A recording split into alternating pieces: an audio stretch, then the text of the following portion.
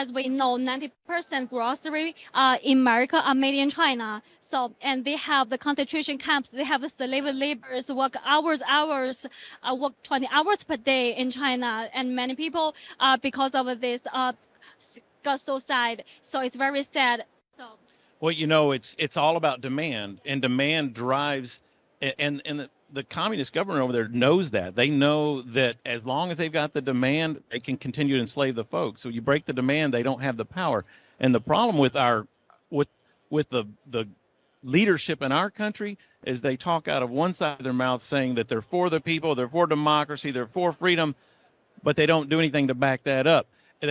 Because we become so addicted to the cheap stuff, which just causes the enslavement to continue, and it's time that we start actually backing up letting our walk match our talk. If we claim that we're for freedom and we're for the people of China and we're for the people anywhere that are being oppressed, we can't continue to support the inhumane conditions when it comes to manufacturing and producing all the goods that we become addicted to.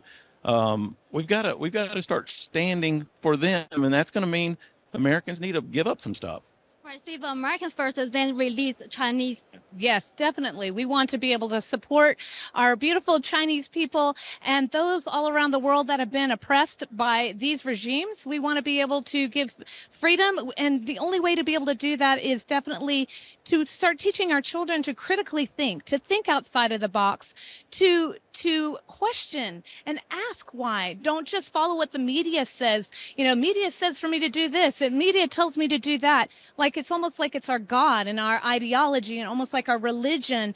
And I've seen so many families just split apart because these agendas have been so taught to our children, and we're considered bigots and we're hated upon because we think outside of the box.